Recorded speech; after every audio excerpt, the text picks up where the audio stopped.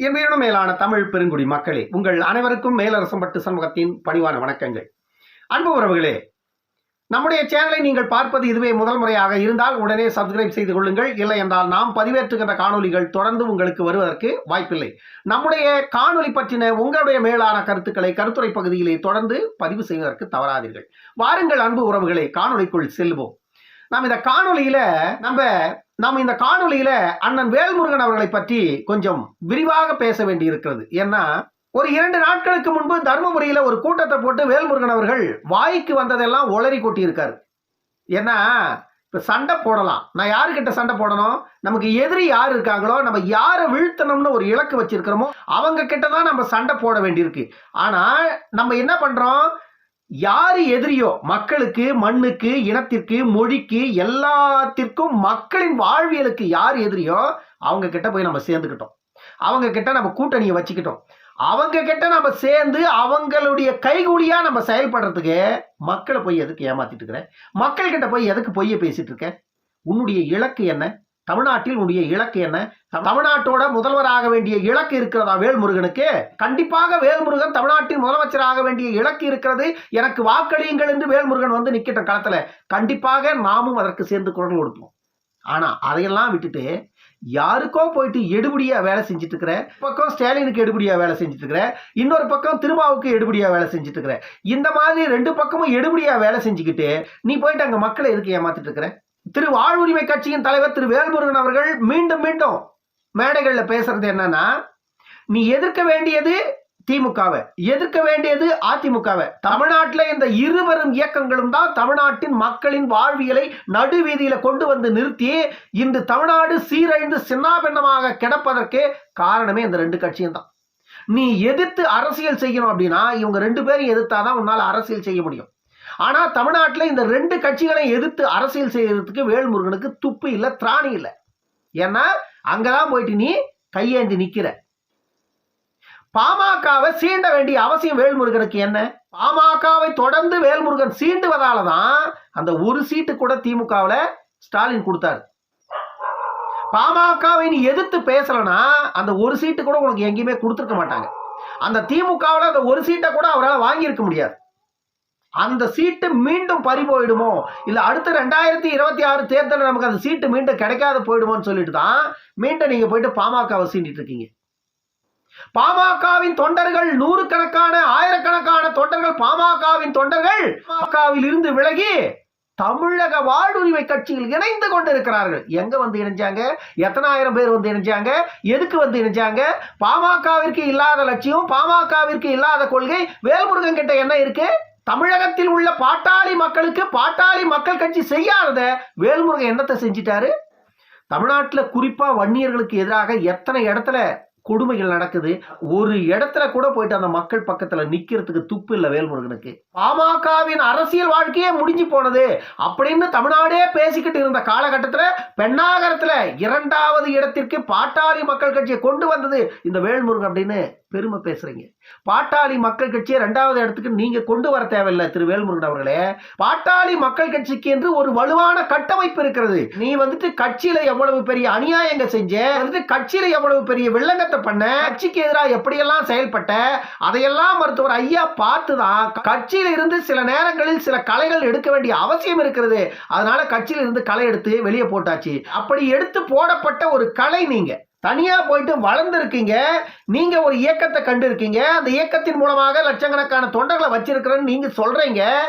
அந்த லட்சக்கணக்கான தொண்டர்களை வைத்து தமிழக வாழ்வுரிமை கட்சி தானே உங்களுடைய கட்சி. உங்களுடைய இயக்கத்தின் மூலமாக தமிழ்நாட்டு மக்கள் வந்துட்டு, தமிழ்நாட்டை பொறுத்த வரைக்கும் குறிப்பா வன்னியர்கள் வந்துட்டு வாழ்வுரிமை அற்று நிற்கிறார்கள். தமிழ்நாட்டில் அவர்களுக்கு கல்வியிலையும் வேலை வாய்ப்புலையும் பொருளாதாரத்திலையும் மிக மிக மிக பின்தங்கி இருக்கிறாங்க. அந்த மக்களுக்கு தேவை தனி இடஒதுக்கீடு. தயவு செய்து வேல்முருகன் அவர்கள் இந்த மு.க. ஸ்டாலினுடைய கூட்டணியில தான் நீங்க இருக்கிறீங்க. நீங்க ஆட்சிக்கு வராதுக்கு முன்னாடி 2021க்கு முன்பு ஆட்சிக்கு வருவதற்கு முன்பாக நாங்கள் ஆட்சிக்கு வந்தா 10.5 விழுக்காடு இல்ல 15 விழுக்காடு இடஒதுக்கீட்டை வன்னியர்களுக்கு நான் வாங்கி கொடுத்தே தீர்வு அப்படின்னு வேல்முருகன் வாய்கிழிய பேசினார். இப்போ இந்த வேல்முருகன் உங்க முதலமைச்சர் கிட்ட போய் சொல்லி அந்த 10.5 விழுக்காடே வாங்கி கொடுங்க போதும், 15 விழுக்காடே வேண்டாம், 10.5 விழுக்காடு இடஒதுக்கீட்டையே வாங்கி கொடுத்துருங்க ஸ்டாலின் கிட்ட போயிட்டு பேசி. இதையெல்லாம் செய்யறதுக்கு துப்பில்ல. மீண்டும் மீண்டும் அங்க போயிட்டு பாட்டாளி மக்கள் கட்சி வளர்வதற்காக நான் கடுமையாக போராடினேன், என்னுடைய பாக்கெட்ல இருந்து பணத்தை எடுத்து லட்சக்கணக்காக பெண்ணாகரம் தொகுதியில செலவு பண்ணி நான் தான் பெண்ணாகரம் தொகுதியில பாட்டாளி மக்கள் கட்சியை 2ஆம் நிலைக்கு கொண்டு வந்தது நான் தான், அதிமுகவை 3ஆம் நிலைக்கு தள்ளியது நான் தான். கேட்கிறவன் கேனைன்னா எலி ஏரோப்ளைன் ஓட்டுச்சு அப்படின்னு சொன்னா கூட அதை நம்பிட்டு தான் போவான் அவன். ஆனா நாங்கெல்லாம் நம்ப முடியாது திரு வேல்முருகன் அவர்களே. பெண்ணாகரம் இடைத்தேர்தலில் மருத்துவர் ஐயா அவர்களே நேரடியாக களத்தில் போய் நின்று வீடு வீடாக தென்னை பிரச்சாரத்தை மேற்கொண்டார். பெண்ணாகரம் தேர்தலில் பாட்டாளி மக்கள் கட்சி 2ஆம் இடத்திற்கு வந்ததற்கும் அதிமுகவின் வேட்பாளர் அன்பழகன் அவர்கள் 3ஆம் இடத்திற்கு சென்றதற்கும் மருத்துவர் ஐயாவின் தென்னை பிரச்சாரம் தான் காரணம். இடைத்தேர்தலில் பாட்டாளி மக்கள் கட்சி 2ஆம் நிலைக்கு வந்ததுக்கு அன்னைக்கு அதிமுகவுக்கு அள்ளு விழுந்து போச்சு. ஜெயலலிதா அதிர்ச்சி அடைஞ்சிட்டாங்க. ஜெயலலிதாவிற்கே கிளி ஏற்படுத்திய தேர்தல் இது. பாட்டாளி மக்கள் கட்சியின் வரலாற்றில் சில மைல்கள் இருக்கிறது திரு வேல்முருகன் அவர்களே. பாட்டாளி மக்கள் கட்சியின் வரலாற்றில் பல பக்கங்கள் இருக்கிறது. அந்த பக்கங்களை புரட்டும் பொழுது நீங்கள் அதில் வருவீர்கள், இல்லை என்று சொல்ல முடியாது. காரணம் என்னன்னா, தமிழக வாழ்வுரிமை கட்சி அப்படின்ற ஒரு கட்சி இருக்கிறதுக்கும் அந்த கட்சியின் தலைவராக வேல்முருகன் அவர்கள் இருக்கிறதுக்கும் காரணம் விதை போட்டது இந்த மருத்துவர் ஐயா, விதை போட்டது இந்த பாட்டாளிகள். இந்த பாட்டாளிகளால் உருவாக்கப்பட்டவர் தான் இந்த வேல்முருகன். எதையுமே மறந்துடக்கூடாது. வரலாற்றை திரும்பி பார்க்கணும். கடந்து வந்த பாதையை எப்பொழுதுமே திரும்பி பார்க்கணும். நேற்று நான் எப்படியோ தட்டு தடுமாறி கூட இங்க வந்திருக்கலாம், ஆனா அதையெல்லாம் நான் கடந்து வந்துட்டேன், இனி அதையெல்லாம் திரும்பி பார்க்க வேண்டிய அவசியம் எனக்கு இல்லை அப்படின்னு நீங்க சொன்னீங்கன்னா நாளைக்கு உங்களுக்கு என்ன நடக்குன்னு யாருக்குமே தெரியாது. கீழே இருப்பவன் மேலே செல்வதும் மேலே இருப்பவன் கீழே வருவதும் நொடிப்பொழுதில் நிகழக்கூடும். அதனால இந்த வாழ்க்கை, இந்த இடம் நிரந்தரமானது அல்ல. இதைவிட நீங்கள் 4 படி மேலேவும் செல்லலாம், இதைவிட நீங்கள் 4 படி கீழேவும் செல்லலாம். இது சுற்றுகின்ற பூமியில் எது வேண்டுமென்றாலும் எப்பொழுது வேண்டுமென்றாலும் நடக்கும். அரசியல் களத்தில் மாற்றம் ஏதும் கிடையாது. இதையெல்லாம் வேல்முருகன் அவர்கள் அறியாதவர் அல்ல. ஆனால் வீம்புக்காக பாட்டாளி மக்கள் கட்சியை தொடர்ந்து சீண்டுவதை நிறுத்திக் கொள்ளுங்கள். நீங்கள் அரசியல் செய்யுங்கள். உங்கள் அரசியல் மண்ணுக்கும் மக்களுக்குமானதாக இருக்கட்டும். தமிழ்நாட்டின் எதிரிகள் யார், தமிழ்நாட்டு மக்களுக்கு எதிரிகள் யார், தமிழ்நாட்டு மக்களின் வாழ்வியல் சீரழிவுக்கு எதிரிகள் யார் என்பதையெல்லாம் ஆராய்ந்து அவர்களை எதிர்த்து நில்லுங்கள் களத்தில். பாட்டாளி மக்கள் கட்சி அப்படித்தான் இருக்கிறது. எந்த ஒரு சூழ்நிலையிலும் தங்களுடைய கொள்கையில் ஒருபோதும் சமரசம் செய்து கொண்ட இயக்கம் அல்ல பாட்டாளி மக்கள் கட்சி. வேல்முருகனை போன்று வேல்முருகன் சுயநலத்திற்காக எல்லா விஷயங்களையும் சமரசம் செய்து கொண்டு அரசியல் செய்கிறார். பாட்டாளி மக்கள் கட்சிக்கு அப்படி ஒரு தேவையில்லை. பாட்டாளி மக்கள் கட்சிக்கென்று கொள்கைகள் இருக்கிறது, கோட்பாடுகள் இருக்கிறது. பாட்டாளி மக்கள் கட்சிக்கென்று தொலைநோக்கு பார்வைகள் இருக்கிறது, தொலைநோக்கு திட்டங்கள் இருக்கிறது. இதையெல்லாம் கொண்டு மக்களை வென்று ஆட்சி அதிகாரத்தை பிடிக்க வேண்டும் என்று பாட்டாளி மக்கள் கட்சியின் தலைவர் டாக்டர் அண்ணன் அன்புமணி அவர்கள் போராடி கொண்டிருக்கிறார். அதற்கு தயவு செய்து நீங்கள் எந்த சப்போர்ட்டும் செய்யலாம், பரவாயில்ல, இடையூறா இருக்காதீங்க. நீங்க எந்த சப்போர்ட்டும் செய்ய தேவையில்லை. பாட்டாளி மக்கள் கட்சியின் வெற்றிக்காக நீங்க உதவாதீங்க.